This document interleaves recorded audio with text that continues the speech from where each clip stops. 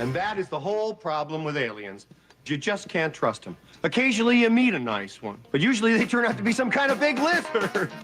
The Skraby Show starts now on 97.3 The Fan. Hello and welcome into the Skraby Show for March 26, 2025. Thank you for joining me. You can join us on YouTube. Just go to the Skraby Show on YouTube, at the Skraby Show. You know how to spell the. I almost spelled the for everyone. Skraby is spelled S-K-R-A-B as in boy, Y. So at the Skraby Show on YouTube. Also 97.3 The Fan on YouTube, because we're going to be putting up a ton of videos all season long. And we're going to really start getting into a lot more YouTube type stuff. So make sure you go and follow 97.3 The Fan. Come on over and follow the Skraby Show as well. And you can watch us. You can also watch on my X account at Matt Skraby. And you can watch on Facebook, 97.3 The Fan. So this is kind of a sad show, everyone. It's kind of sad because the Skraby shows, the Skraby Show season is Padres off season, because I get a lot of shows because there's no preemptions on the station. But when we go into Padres season, it's my off season. And so I'm kind of sad that tonight is the last show before the 2025 regular season starts. Now, don't get me wrong. I'm very excited for the regular season to start. I am tired of talking about spring training. I am tired of talking about spring training events that matter but don't matter. And we already know the roster. Everything that we need to know and figure out before the season started has been figured out. And we, are going to go in to this with a doomer-free zone. I want to start that. Tonight is a doomer-free zone. The doomers are strong.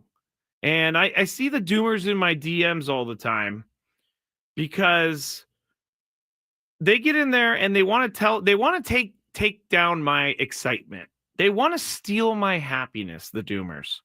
And I'm not going to let them steal my happiness this year. Sometimes I let the doomers steal my happiness, but not this year. I'm going to do it my way.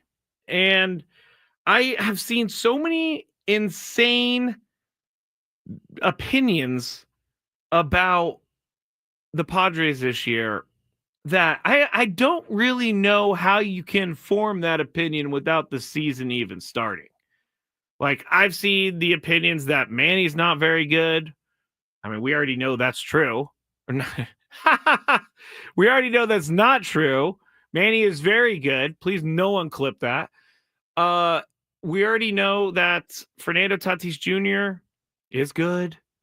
But to say that this season's going to be a disaster before the season even starts, that is a little too much. That is way too much, because the season hasn't even started yet. And last year, we had a bunch of doomers talking about the team. Team won 93 games, and they made it to the second round of the playoffs. And they had a strong team. But the doomers were telling me before the year that they stink. Doomers were telling me during the year that they stink. So I'm not going to let the doomers get to me. And I even have an idea. And I don't know how I'm going to execute this idea yet. But I want to have a segment, like, I guess a back and forth between doomers. And it's not going to be like actual doomers. I've always wanted to do kind of like a little skit. So maybe I'll try that during the year. And I'm saying it here so I continue trying to develop it. But we'll see what happens. The doomers, though, telling me that Dylan Cease needs to be traded. Trade Jake Cronenworth. He's terrible. Luis Ariz is awful. Oh, my gosh. You should see my DMs about Luis Ariz. You would think that that Luis Ariz, like, physically hurt them at some point in their life because they're so angry that Luis Ariz is on the team. I understand people being worried about a team before the season starts. I understand people being anxious about the season. Yeah, there are some things about this season heading into the year that aren't ideal, but no team has an ideal situation heading into the year unless you're the Dodgers. But even then, Mookie Betts is sick and has been sick, so he might not be playing tomorrow. And so every situation is a little bit different, but I can't go into a season thinking they're going to lose before it even starts. It's just not something that I can do because I'm going to be positive about things. And even last year, I was somehow positive about things, even when things weren't exactly going great. They were hovering around 500. That could happen this year, but doomers be gone. I need to stop letting the doomers take control so much because they really. I'm not calling anyone out for baseball knowledge because obviously I am not the number one baseball expert in the world, but sometimes they like want to come at me and get mad at me for my opinions, but then they present false information. Like they don't even have the right information. So if you're going to have an opinion that's negative, I'm fine with an opinion that's negative, but you have to have the right facts. Not having the right facts at all. Like it's kind of crazy, how they were. Some people want, Jose Azocar in the outfield. I'm sorry, I liked Jose Azocar, but that's not going to be any better. It's not going to be any better. And Doomers Be Gone. That's the title of today's YouTube show. Doomers Be Gone. I can feel the doomers out there being mad at me right now. And trust me, I'm not a person who likes to upset people. I'm not a person who likes to I'm not a person that invites wants criticism. I'm not a person who gets excited when people are mad at them. I just call it like it is, and doomers be gone. Prolific said, I got facts about Morejon and got attacked for saying he should be traded. We'll see how Morejon does this year. I think he's going to be pretty good. Clay in the South Bay. Skraby, I think you can come up with an argument between yourself where one side is a doomer and the other side is a Padres fan. Okay. Clay might have an idea there. I think I could probably do that. That's a good idea, Clay. I like that idea a lot. But anyway, we will just continue going forward and we will doomers be damned. All right. I'm reading some of the chats right now. It's kind of funny. Let's start with this, though, because there's something that our show, Gwen and Chris, Tony, Chris, myself, there's something that we do on the show every single time, and it really bothers me. And it's nothing that any of you have even heard on the show.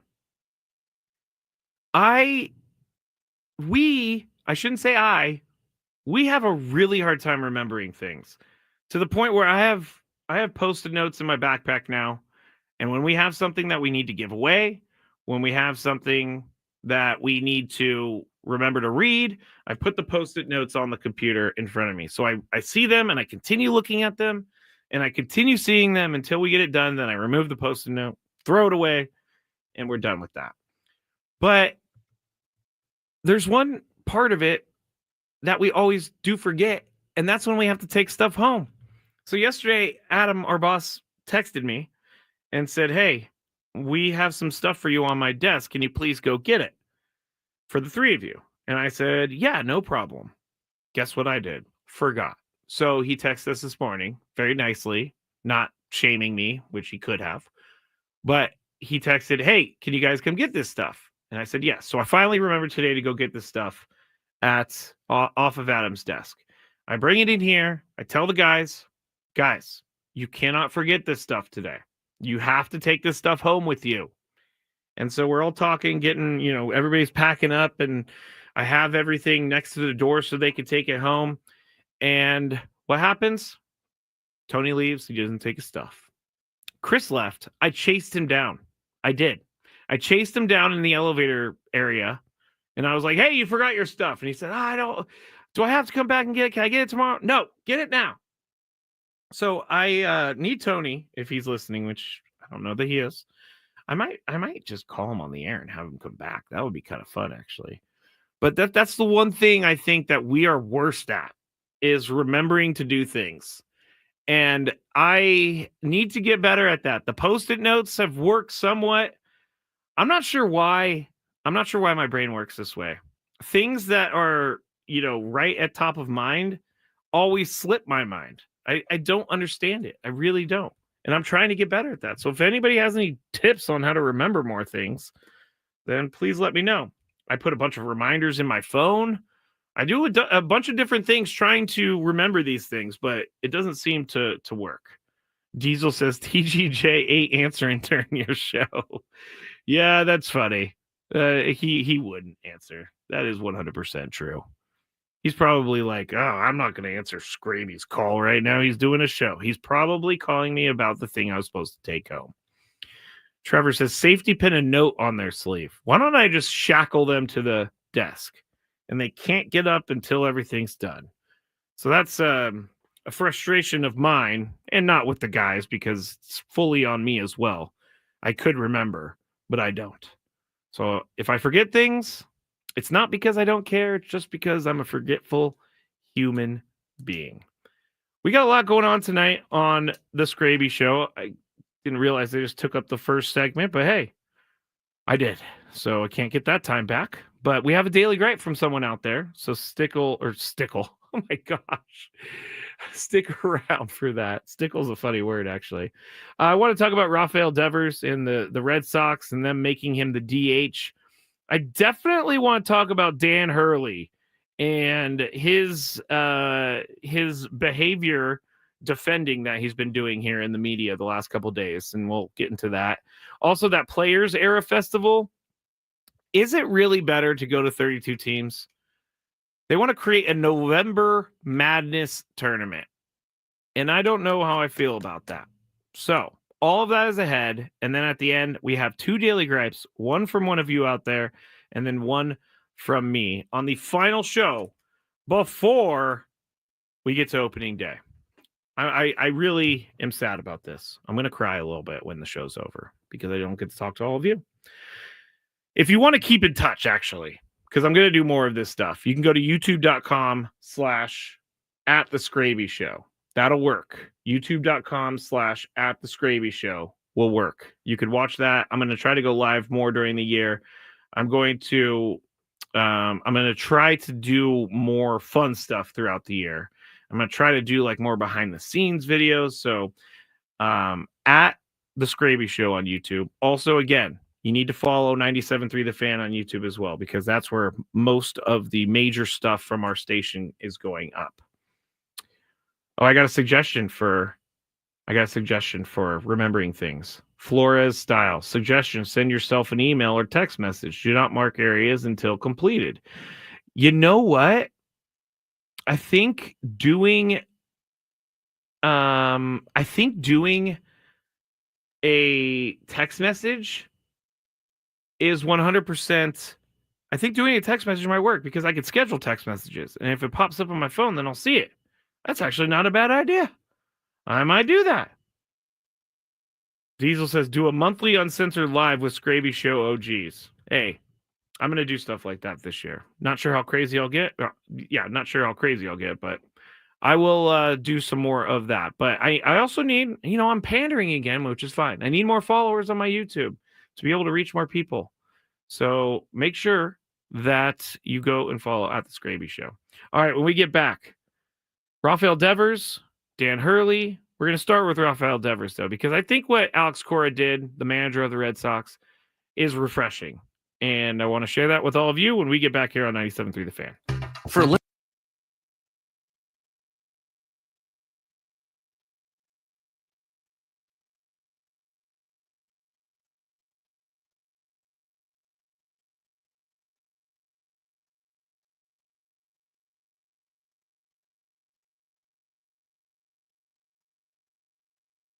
I actually got in trouble once when I worked at the bank for looking up a celebrity, and it was totally wrong on my part.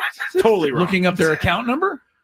Just I searched her name in the account system, and Skraby, what is wrong with you?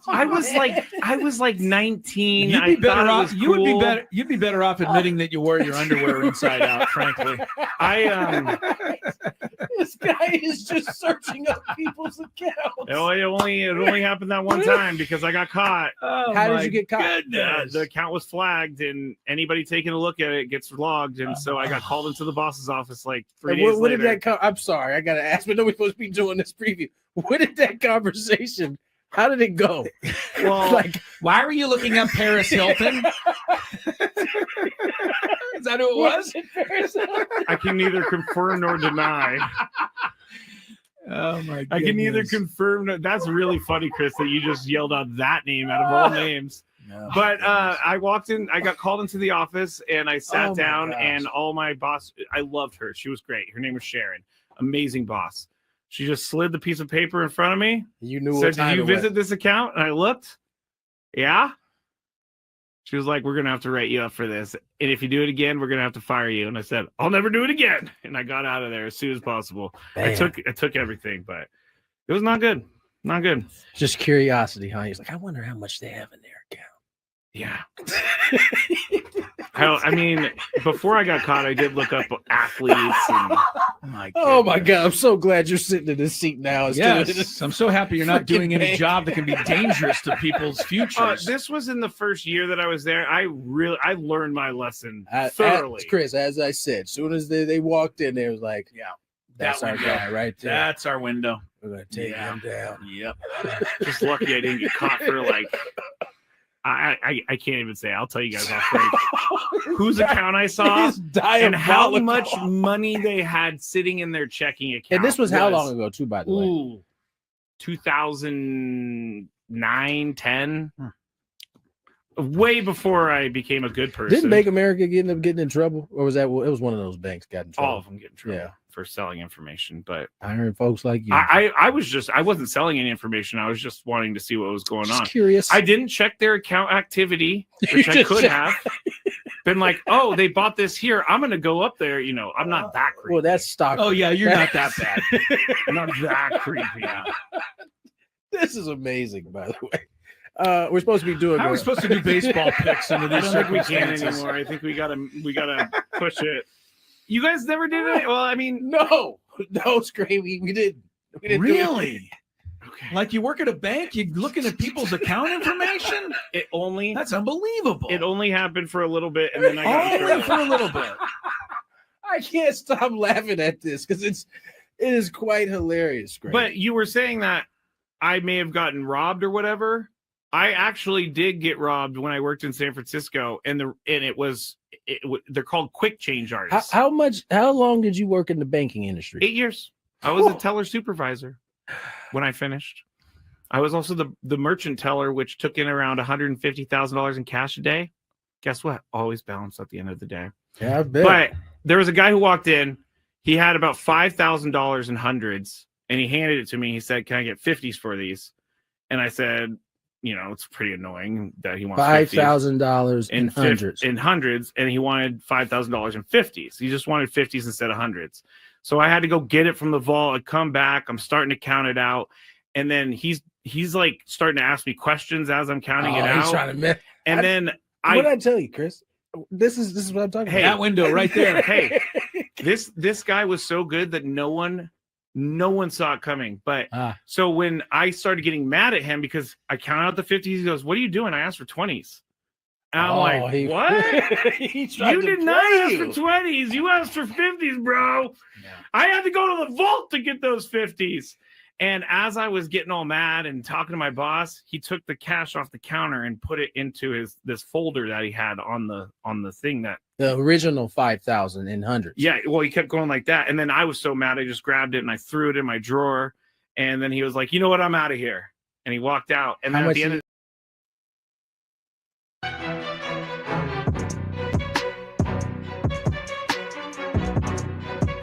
Sometimes I forget I'm on camera, to be honest, and then I realize I'm on camera, and I'm embarrassed.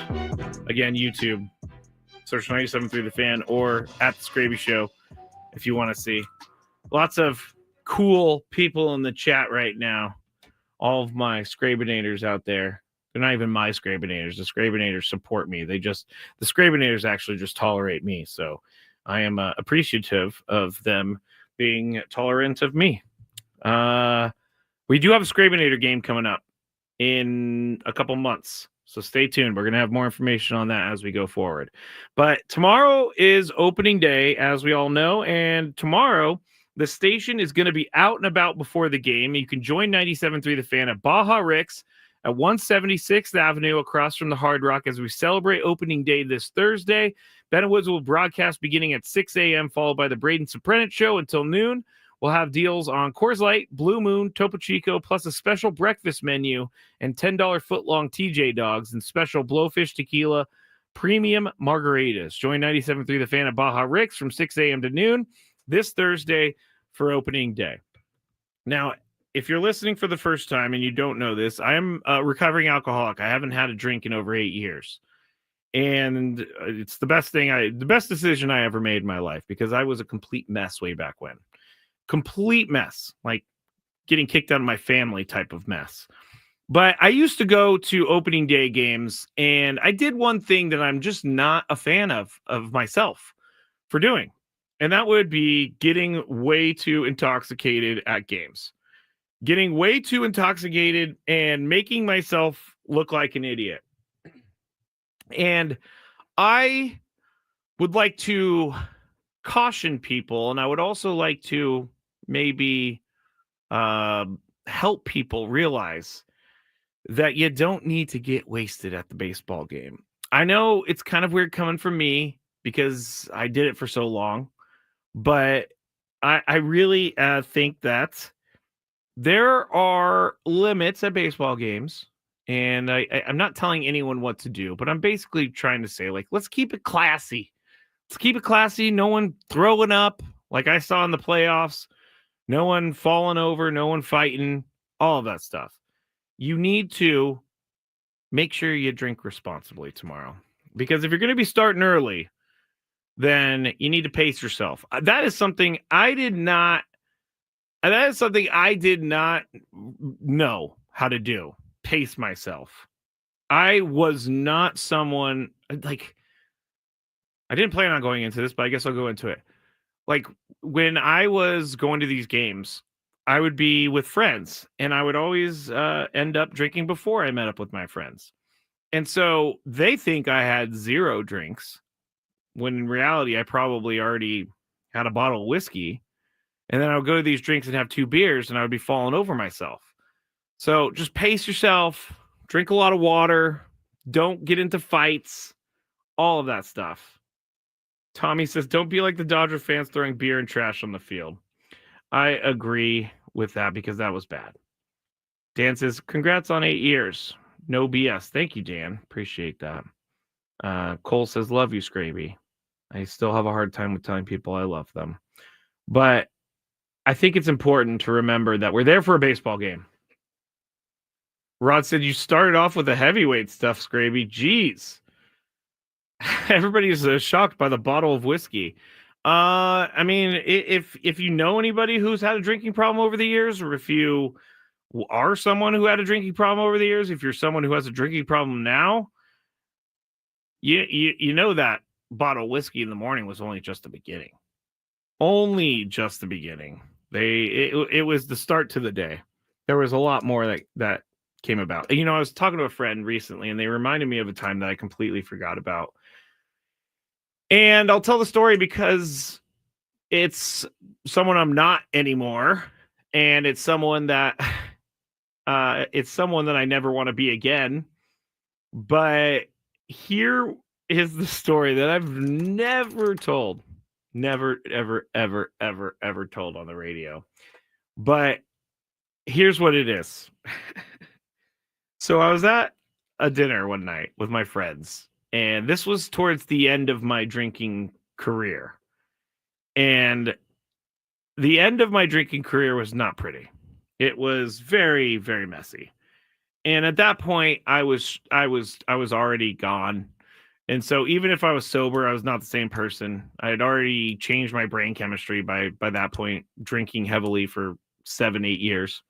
But I can't believe I'm about to admit this. So we're at dinner, and I forgot all about this. I blocked this so far out of my head. But we're at dinner, and I get up to go to the bathroom because, quite honestly, I was going to drink some more because I had those little bottles in my pocket. I mean, I was a full-blown alcoholic. Like, I was drinking all the time. So I was trying to hide it. I was trying to lie about it, all of that stuff. Well, I went and went to the bathroom. I drank my little shots. I came back and I was so drunk that I took a turn around a corner and there were like these plants and there was like tables on the other side of the plants, but I lost my balance and I fell into the plants and I fell into like almost, I don't know how to describe it, but the plants were like blocking off tables on the other side of the plants. And then there was like a hallway. So I took the corner and I went and fell into the plants. And then I ended up literally like under someone's table because I fell so hard. And everybody in the restaurant stared at me. And everybody in the restaurant wanted to laugh at me, but they didn't.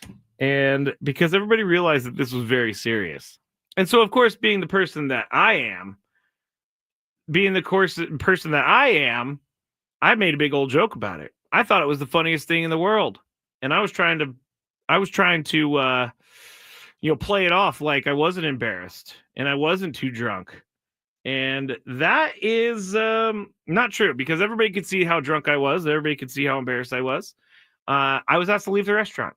So that was one of my last forays into public drinking because at that point I didn't want to be around anyone. I just wanted to be in the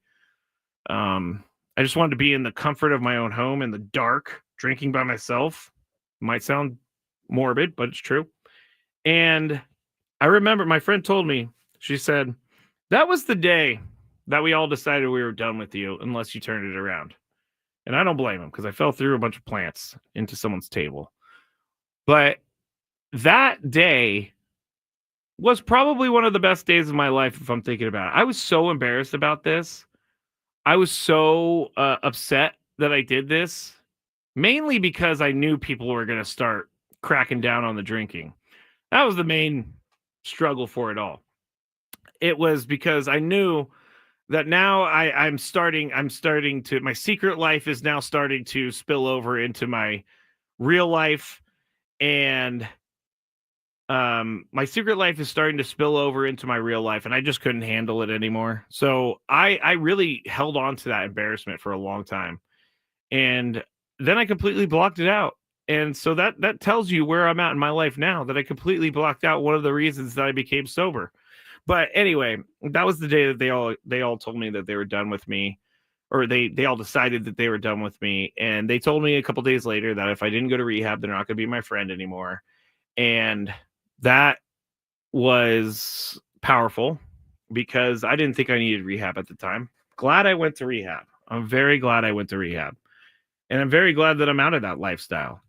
But hey, if you're someone who's sitting out there thinking, I have a story like that, and you want to quit drinking, just know it's the best on the other side. I promise you that. It's the best on the other side.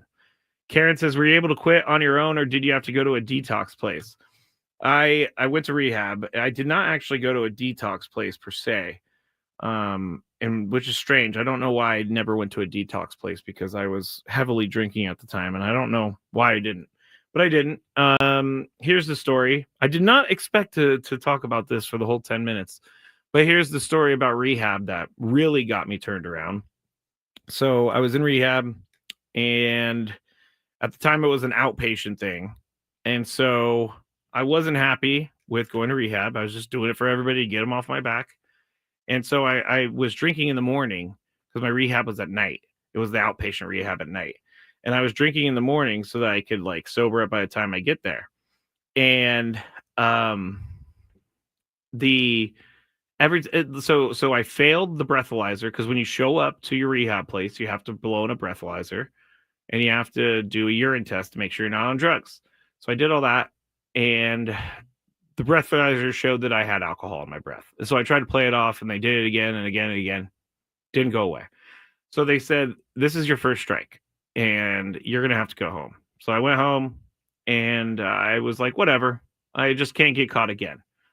So then I ended up going back maybe 2 days later, and I failed the breathalyzer test again. I failed that test again.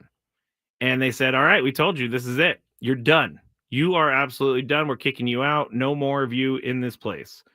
And I was like, fine. If you don't want me, I'll go, type of thing. And uh, so the next day, I was kicked out of rehab. I get home. My parents weren't happy about it. Trust me, because I was living on the edge as it was. But I get a phone call from the rehab, and they tell me officially that I'm out, that they're kicking me out, and that I'm no longer allowed to go. So they tell that to me officially, and I was kind of upset about it. I was actually really mad at it because I thought I could just get away with it. Looking back, it was the wrong move. But I usually, when I would have got that call in the past, I would have immediately went to a liquor store and started drinking. But because I'm the person that I am, and they told me I couldn't do it, they don't see anything, anything good happening for me if I didn't start getting my act together. So I didn't head to that liquor store. And I don't know why to this day why I didn't go to the liquor store and just get smashed. Because that's what I wanted to do. And now I know why, because there was a reason for it. Because like an hour after that phone call, they said, hey, we really talked and you're so close to being done. And we know that you are trying. We know that you hit some rough patches, but we're going to let you back in. And if you can come tonight and you could blow zeros on the breathalyzer, then we're going to let you back in. And guess what? Because I didn't head to the liquor store after they kicked me out and drink, I was able to go to rehab that night. And the previous day was the last day I ever drank. So the reason I'm telling this story is actually, just kind of fell into this story. But the reason I'm telling this story is, people struggle. Not just people with problems, people without problems, people struggle. And I was the annoying guy at the baseball games who was drunk and yelling and screaming and all that stupid stuff. So back to my original point. Don't get wasted at these baseball games and don't make a fool of yourself like I did. Because I have plenty of stories of me making a fool of myself. And I see on the chat that people are saying, hey, I have done such worse things when I've been drunk. Yes, I have too. I have done a lot of worse things when I've been drunk. I just don't feel like admitting them on the radio today. All right. Thank you for allowing me to get that off my chest. Thank you for allowing me to share my story. Now, I promise when we get back, we will talk about Rafael Devers, and we will talk a little bit about Dan Hurley, and then we got those two daily gripes. So stick with me. Last segment of in-season Skraby on 97.3 The Fan. Quinn and Chris.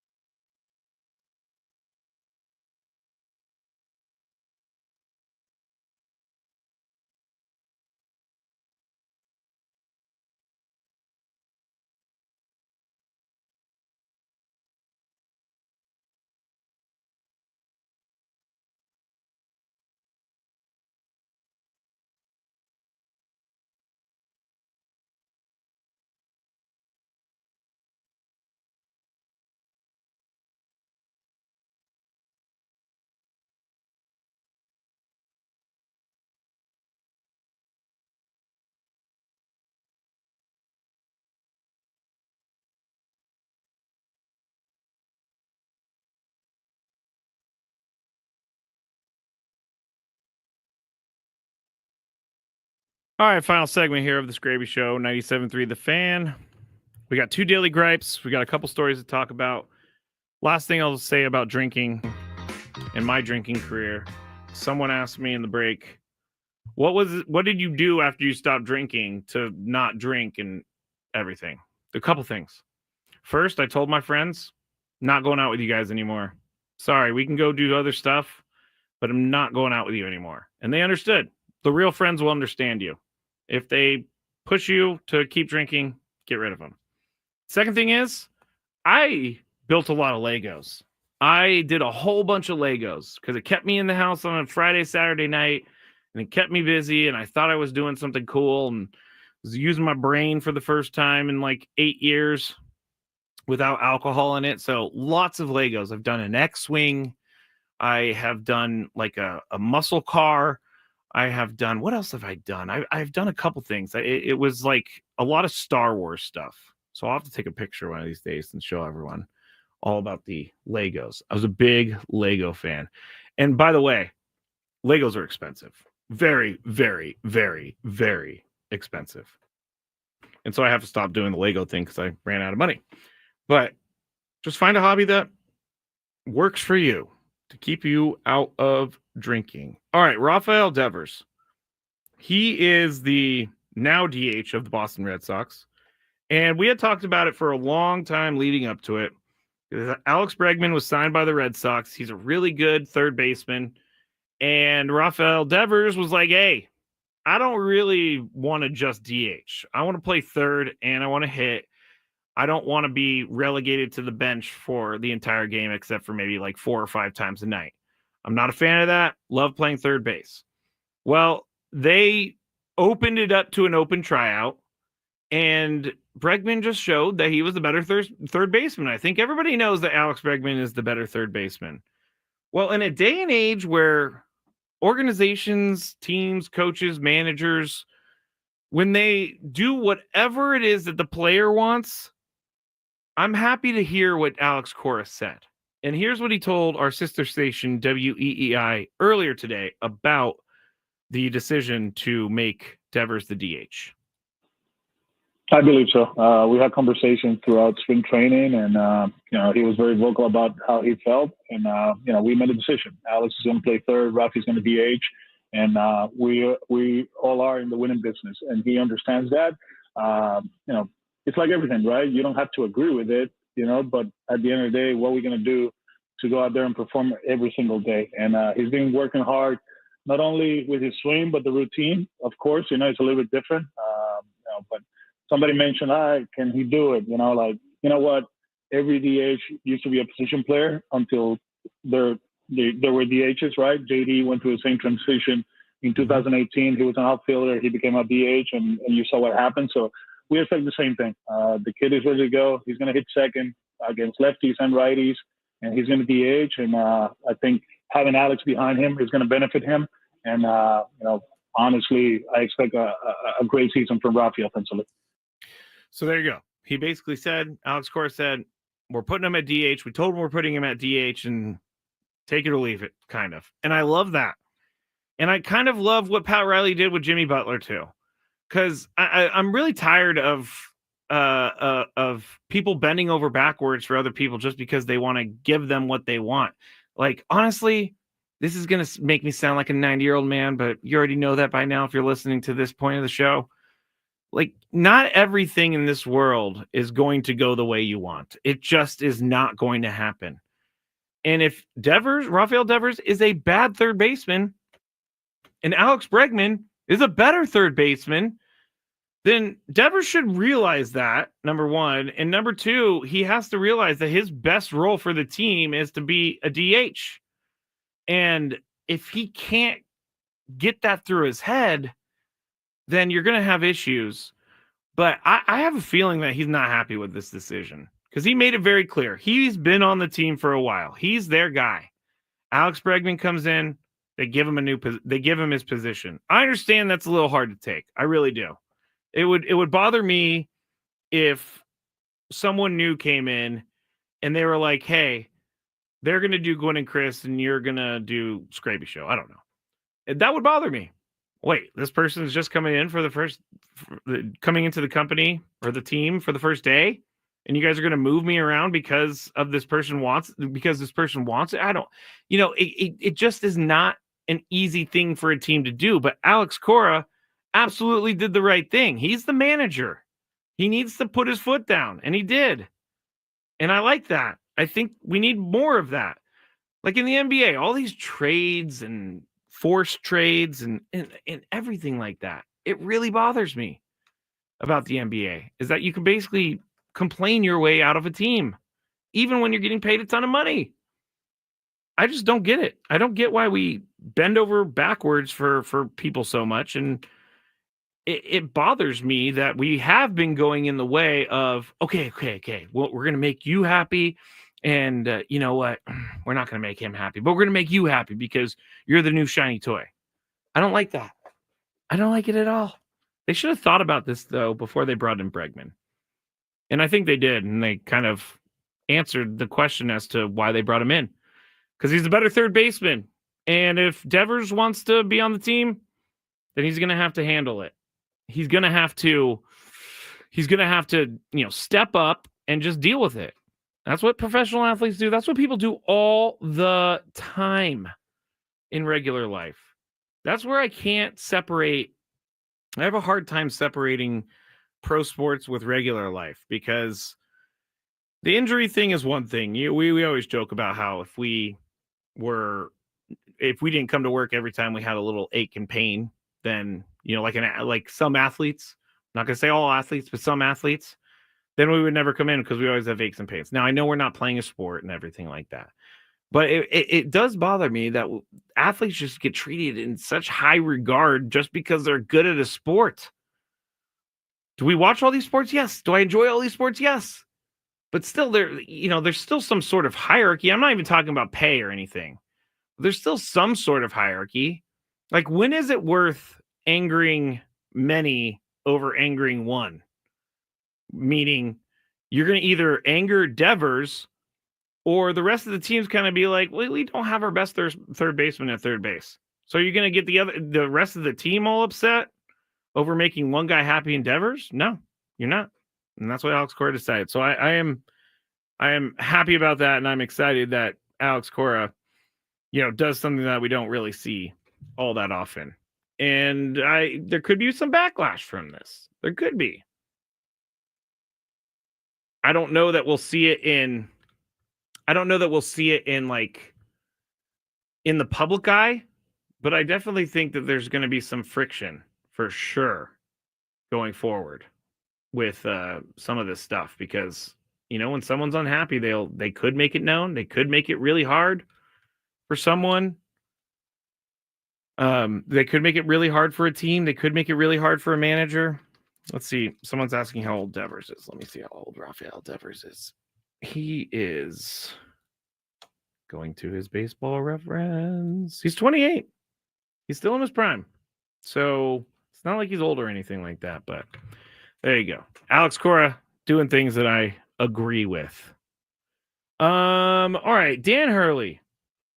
We talked about him earlier in the week and this whole video thing where he's walking off the court and he's screaming, hope they don't bleep you like they bleeped us, Baylor.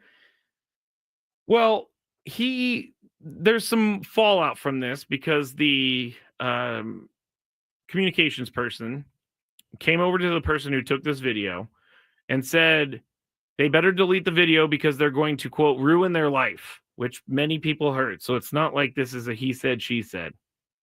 It is fact that he said, I'm going to ruin your life.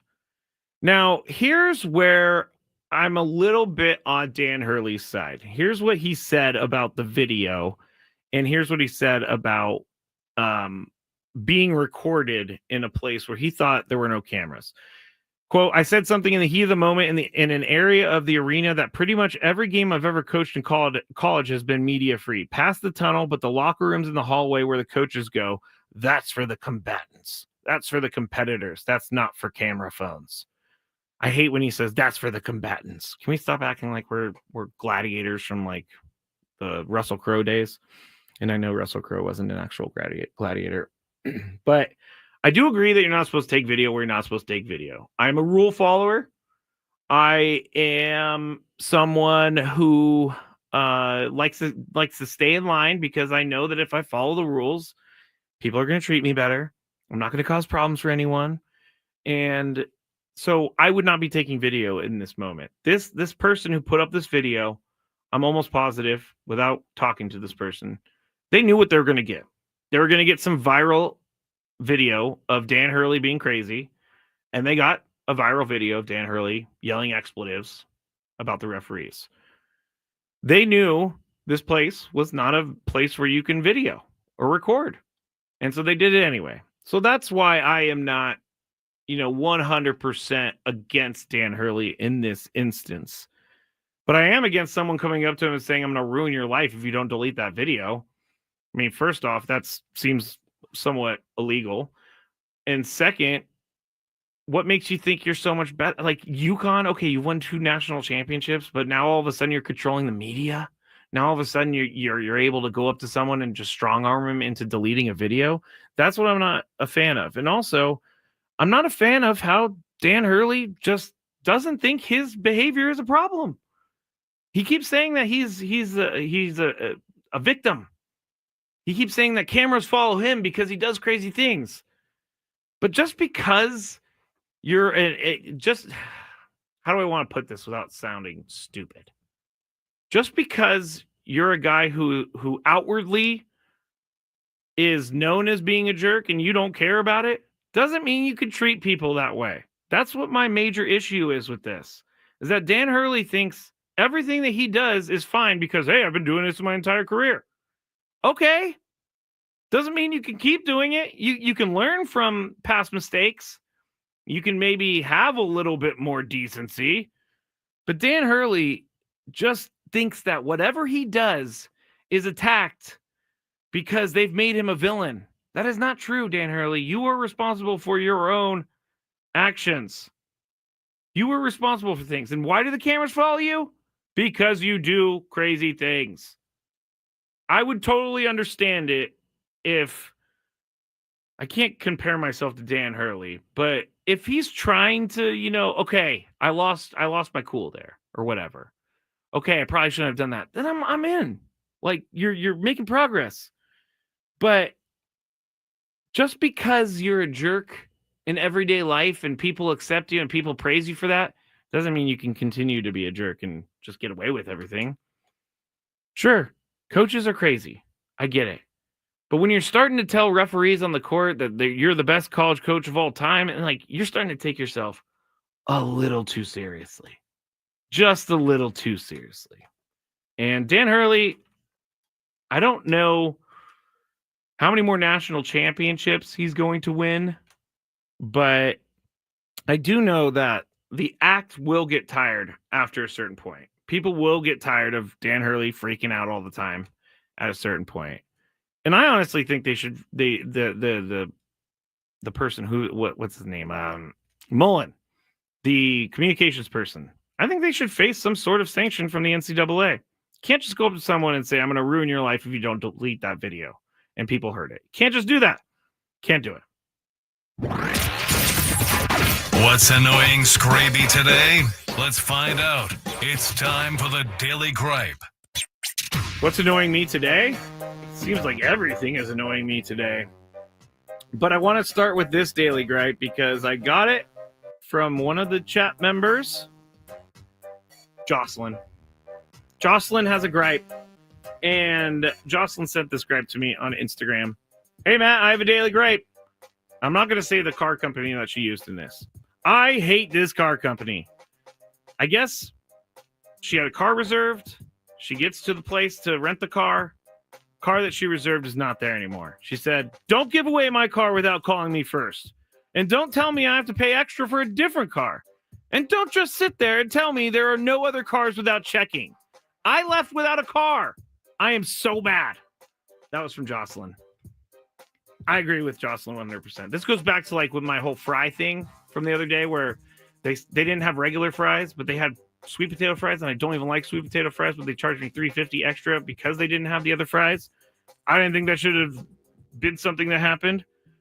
But I agree with this. Don't tell someone that they have reserved a car if you're not going to pay off and have that car ready for them when they go pick it up. All right. Last daily gripe. This is my daily gripe. It's a very small daily gripe, but it happens to me more often than I want. And that is this. When something pops up on my phone, a news story or a score or stuff like that, when that pops up on my phone and I click the link to go to the article, and all it does is send me to the homepage. Just sends me to the homepage of the website. I wanted that, and then you can't find the actual article, which is very annoying to me. Very annoying. I wanted that article, now I can't find it. Now I'm never going to see the article again. When things don't work, and you hit it and it doesn't work. All right, that's it for a Skraby Show. Thank you to everybody. I'm not going anywhere. You guys will hear me. Let's have fun with the Padres home opener tomorrow. Have a great night, everybody. City and local